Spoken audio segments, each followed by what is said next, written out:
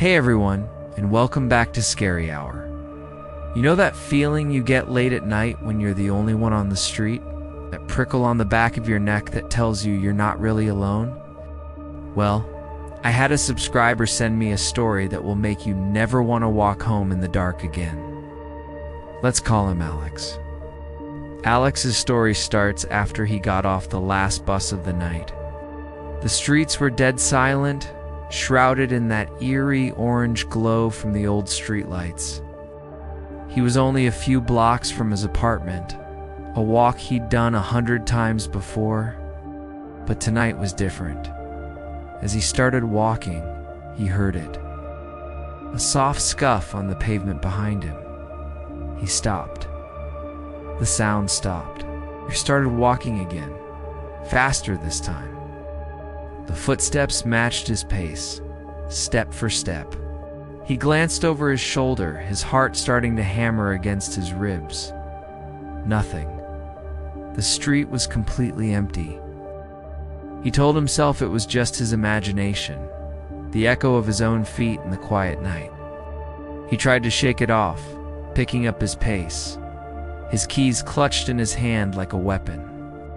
Then, a streetlight ahead of him flickered erratically, casting long, dancing shadows on the ground.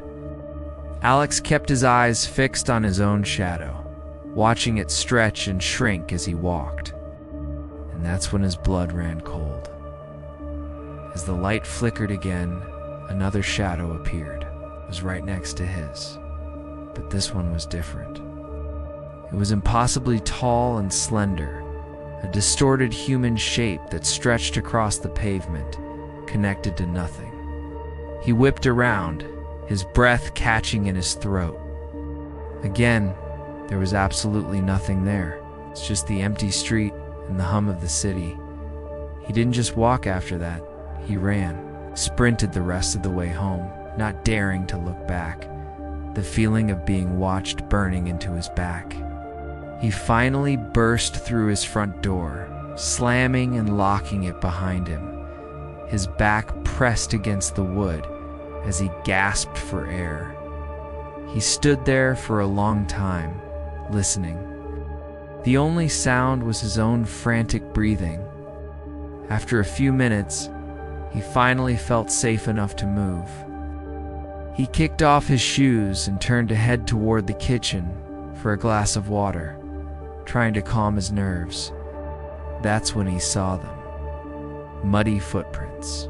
He started right at the front door, went through the hallway, and led directly to the living room wall.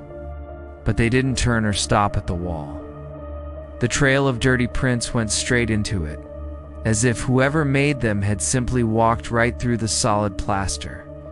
He just stared, his mind refusing to process what he was seeing. This wasn't possible. He hadn't stepped in any mud. No one else had come in. Alex, completely freaked out, decided he wasn't sleeping. He made a pot of coffee and sat on his couch, trying to distract himself with TV, but he couldn't shake the feeling of dread.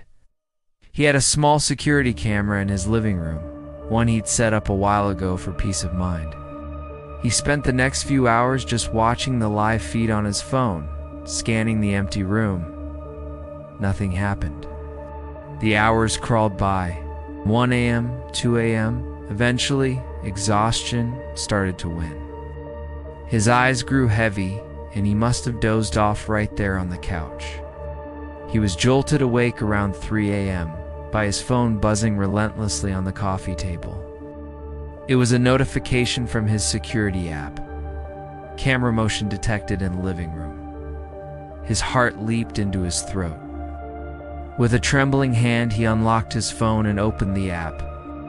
The notification was linked to a recorded clip from just a minute ago. He hit play. The footage showed his dark living room, illuminated only by the faint glow of the TV he'd left on. For a few seconds, nothing happened. Then, from the darkest corner of the room, a figure began to emerge. It was tall and unnaturally thin, just like the shadow he'd seen. It had no face, just a smooth, blank surface where its features should have been. It just stood there, perfectly still. Then, slowly, its head began to turn, tilting until it was looking directly at the camera lens, directly at him. And just as it faced him, the screen went black. Recording had cut out. Before he could even process the horror of what he'd just seen, another notification popped up on his phone. This one was different. It wasn't a recording, it was a live stream. From his own camera, confused and terrified, he tapped it. The screen lit up, showing a live feed of his own hallway. He saw himself standing there frozen, phone in his hand, his face pale in the screen's glow. He was so paralyzed with fear, he hadn't even realized he'd stood up. And then he saw it. Behind him, looming in the darkness of the hallway, was that same tall, shadowy figure. It was leaning closer, its long arms slowly rising, its hand lifted and it pointed, not at him. It was pointing directly at the phone screen, at the camera that was watching them both. Alex wrote that he's still standing there in that hallway. He hasn't looked over his shoulder.